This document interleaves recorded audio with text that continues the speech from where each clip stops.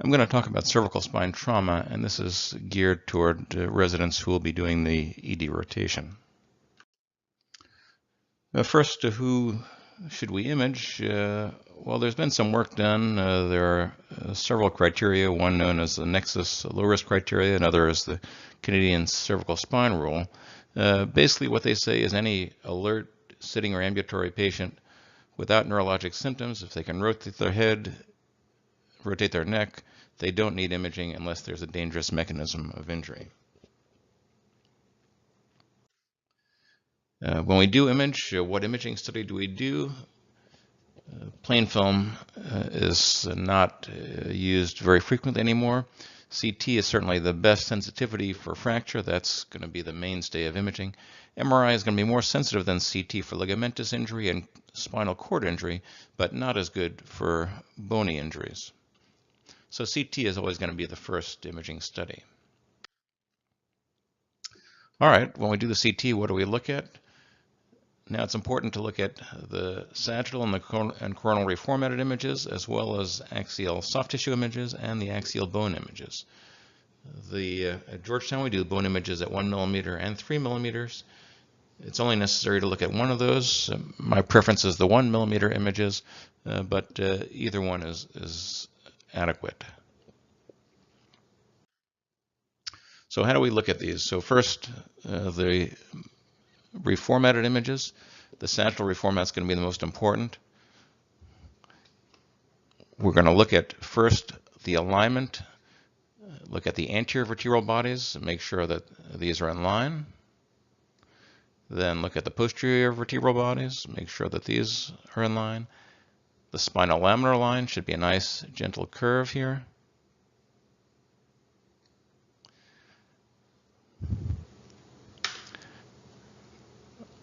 On the slices off the midline, you need to look at the facet joints, make sure they all line up.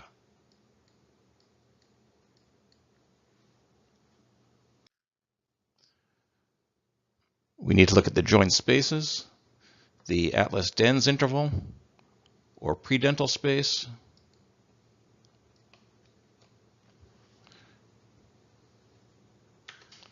the Atlanto-occipital joint, and the facet joints. And all of these joints should be about the same size. In general, in an adult, they're generally going to be less than 2 millimeters in an adult, less than 2.5 to 3 millimeters in a child.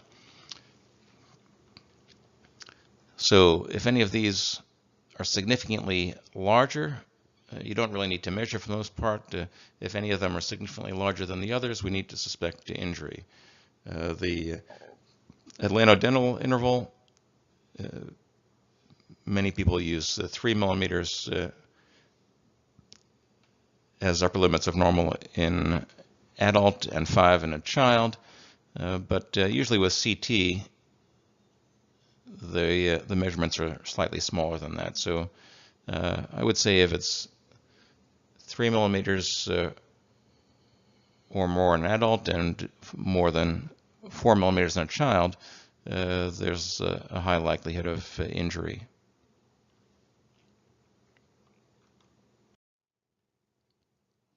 The one joint that's a little bit bigger than the others is this C1-2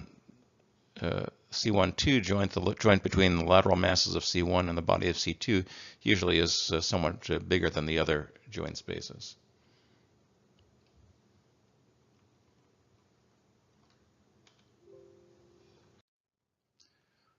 You also want to look at the soft tissues. On the sagittal soft tissue images, you usually can see this fat stripe. Here it is here. If that's significantly displaced away from the vertebral bodies, then suspect that there's injury. Okay, first case. Look at the Atlanto-occipital joint. This is clearly bigger than the other joint spaces. Remember, it should be about the same as the facet joint spaces. So what we're dealing with, this is just a normal example, just to remind you what the normal atlanto-occipital joint should look like. So this is atlanto-occipital dissociation. Another patient with atlanto-occipital dissociation, that atlanto-occipital joint is substantially bigger than the facet joints.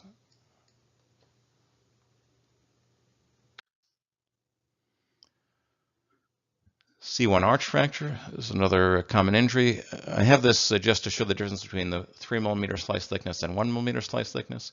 You can see the fractures of the posterior arch of C1 on both the 1 millimeter and 3 millimeter images. On the 1 millimeter slice thickness, the fracture line is just a little bit better delineated. There's also a lucency in the anterior arch of C1 here, right in the midline. And if you notice, the edges here are very sclerotic, indicating a long-standing process. So this is not a fracture anteriorly. This is just a developmental incomplete fusion of that anterior arch of C1. Another patient with fracture of C1 arch. On this patient, on the coronal reformatted images, the lateral masses of C1 don't line up with C2. They should line up. This edge of this lateral mass should line up with the edge of C2. In this patient, they're displaced laterally. This is an axial loading injury. The eponym is the Jefferson fracture.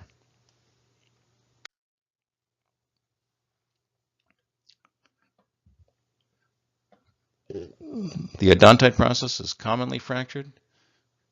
This is a fracture of the odontide. We can see very easily on the CT. On MR, it can be quite subtle. There's a little bit of bone marrow edema here on the STIR images.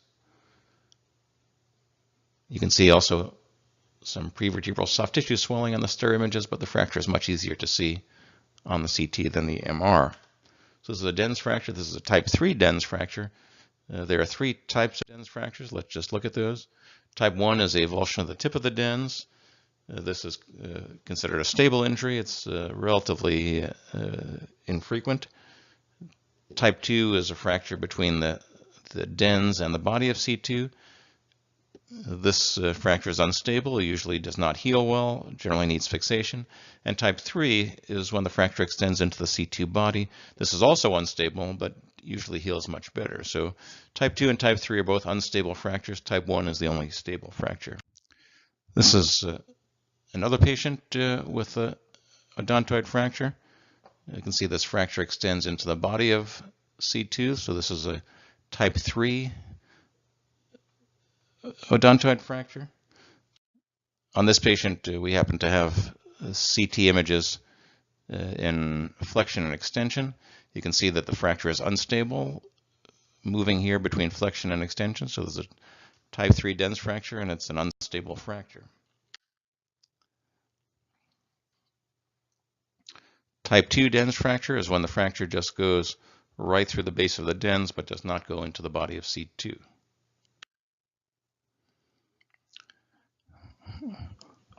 It's a plain radiograph here, and it's a little bit subtle, but we can look at the alignment on the plain radiograph. When we look at the alignment of the anterior vertebral bodies, the C2 sticks out a little bit on C3. Look at the alignment of the posterior vertebral bodies, doesn't quite line up here. If you look carefully, it looks like there's some lucency in the posterior arch of C2. Let's look at the CT.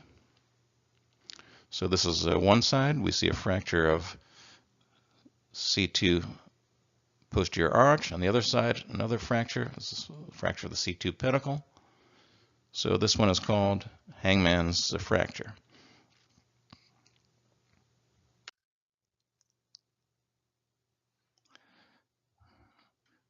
Another patient with a similar injury. This one's a little more extensive. We can see the fractures involving both C2 pedicles. This one also goes into the C2 body here. Here's the CT. Here's the fracture on one side. Here's the fracture of the other side. Also goes into the C2 body. If you look carefully, the same patient, here's the fracture that goes into C2. Same patient also fractures of C1. So this patient has fractures of both C2 and C1. So when you see fractures of C1 and C2, they often go together. If you see a fracture of one, look for a fracture in the other. If you see a C1 fracture, look for a C2 fracture. If you see a C2 fracture, look for a C1 fracture. I want to talk a little bit about atlantoaxial rotary fixation. This can be a confusing topic, but I just want to review it briefly here. This entity is really two different types of patients. Type 1 is typically patients who have minor trauma or neck infections, really not a significant injury, and type 2, 3, and 4 are significant trauma patients. However, they all present in a similar way. They have the neck rotated with the head tilted and they can't straighten up. But it's important to distinguish the type 1 from the other types. This is from radiographics and just shows the differences between the type 1 and the other types. Type 1, there's no ligamentous injury. Type 1 is when C1 is rotated on C2 and it somehow locks in position, but the rotation, the degree of rotation is within the normal range of motion for the patient. So the type 1 has no ligamentous injury, but the head is rotated and the patient cannot rotate back. Type 2 and type 3 are both associated with ligamentous injury. Injury of the transverse ligament of the dens and or the alar ligaments. So type 2, the atlantodental interval is widened.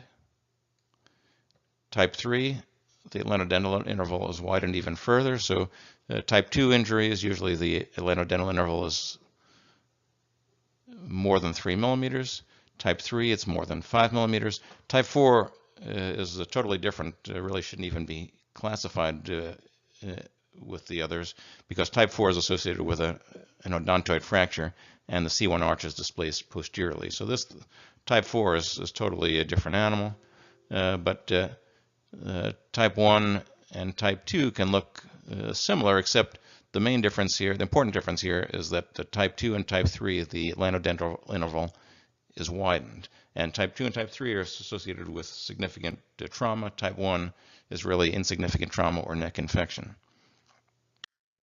Now, so let's look at type 1. So in type 1, the degree of rotation is within the physiologic range. Atlas dens interval is normal. The way we diagnose this is we do the CT of the head with the head rotated maximally to the right and then to the left. And if it doesn't reduce with the head turned, then we can diagnose type 1 atlantoaxial rotary fixation. So if the rotation is just from muscle spasm, it will reduce when the patient turns their head maximally to the opposite side.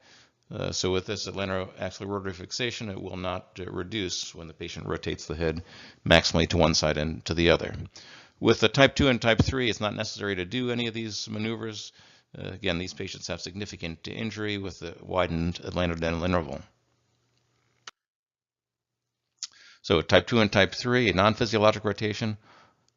Type 2, atlas dens interval 3 to 5 millimeters. Type 3, atlas dens interval greater than 5 millimeters.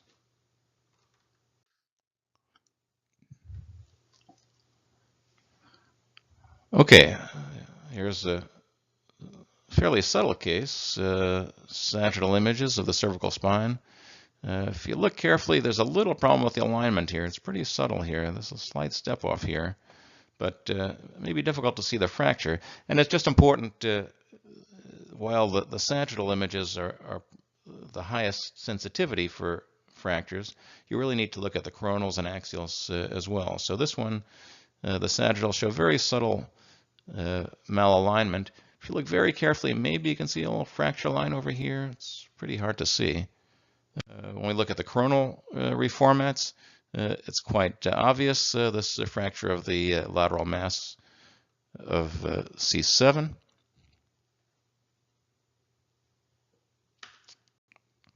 C7 articular pillar fracture. When we look at the axial images, again, it's very easy to see. So it is important to look at the axial images as well as the coronal reformats. Another patient, facet joints are good over here. These don't line up.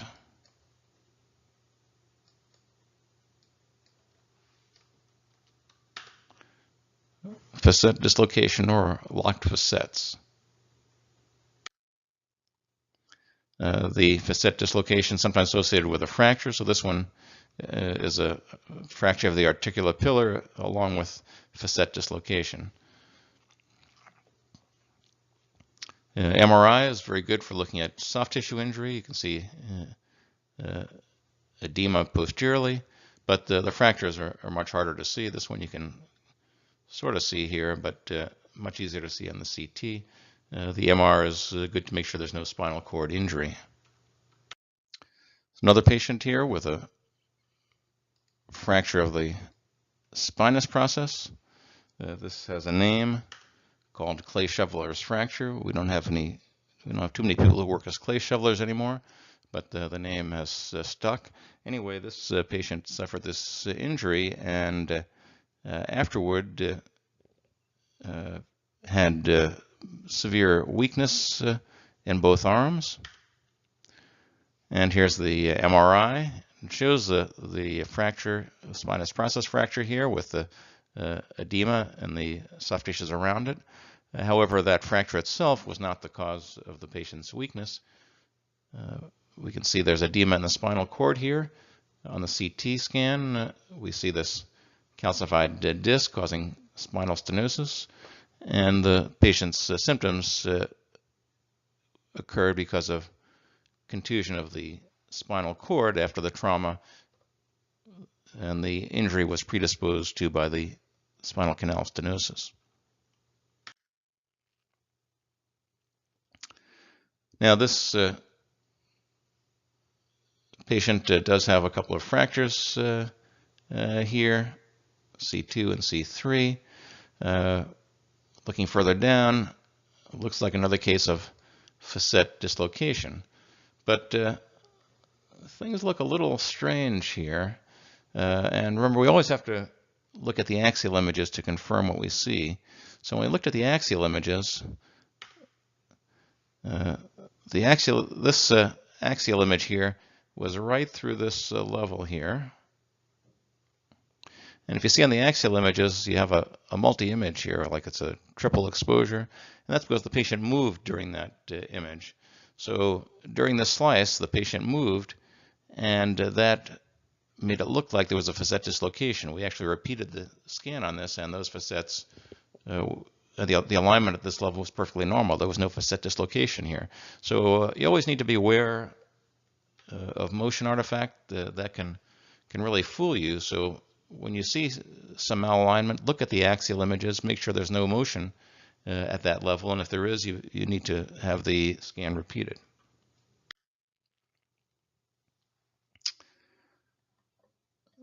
Here's a fracture that involves the transverse foramen. And when we see a fracture involving the transverse foramen, we always need to be concerned about injury of the vertebral artery. So here's an MRI in this patient, normal flow void in the left vertebral artery, abnormal flow void in the right vertebral artery. Here's the MR angiogram. Right vertebral artery is occluded here. Brain MRI showed a stroke in the right cerebellar hemisphere. So, if there's a fracture involving the transverse foramen, we always want to do a CT angiogram. However, you can also have arterial injury without fracture. So anytime there's a high-speed injury with a concerning mechanism of injury, you also want to do a CT angiogram. Now on the CT, we also want to look at the soft tissues. Not everything is a fracture. Sometimes hard to see what's inside the spinal canal on CT. We're used to using MR, but it is important to look. If you look carefully, here there's some high density inside the spinal canal. This patient did have an MRI. We can see the same lesion here. It's dark on the MRI. And this represents an epidural hematoma. So you can see this on CT. Look for it. If you don't look for it, you're not going to pick it up. This is a patient with ankylosing spondylitis. Ankylosing spondylitis makes the spine more susceptible to injury. This patient has a fracture of the anterior part of the vertebrae, also going through the posterior arch. These patients have a high incidence of neurologic injury associated with fractures.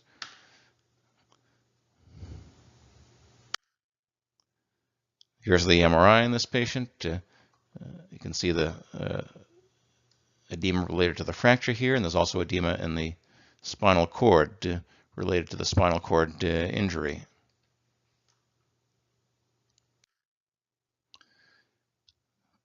This is somewhat similar to the ankylosing spondylitis. This is a patient with the dish. The main difference is the terminology. This one we call broken dish.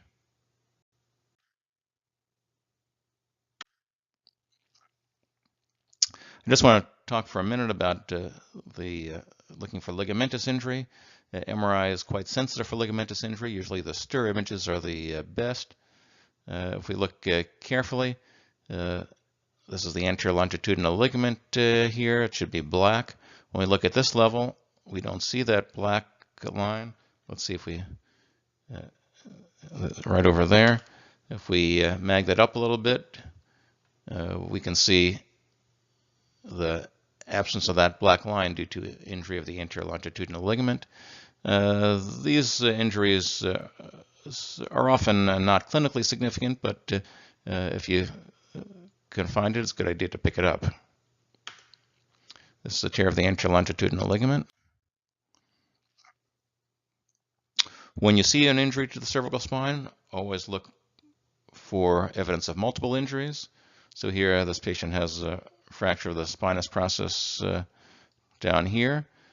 If you look carefully, you can also see the patient has a fracture of the anterior infra-aspect of C2.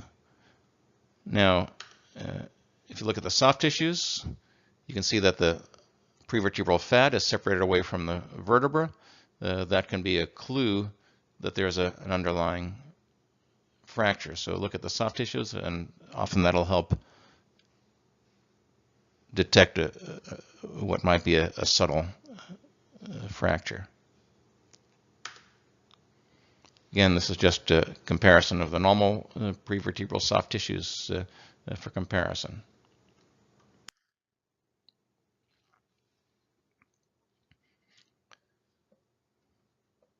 This is the MR on that patient, and MR is very nice. Again, you look at the evidence of soft tissue injury back here.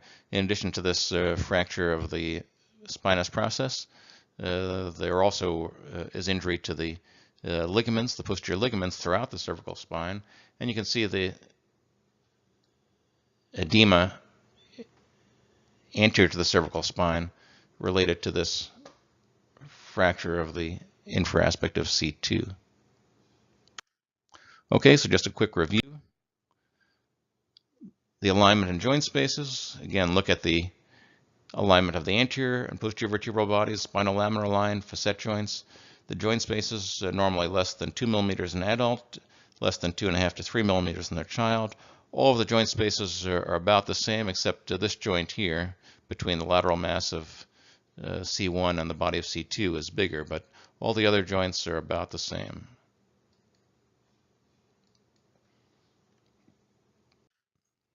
Look at the soft tissues that will help detect subtle injuries.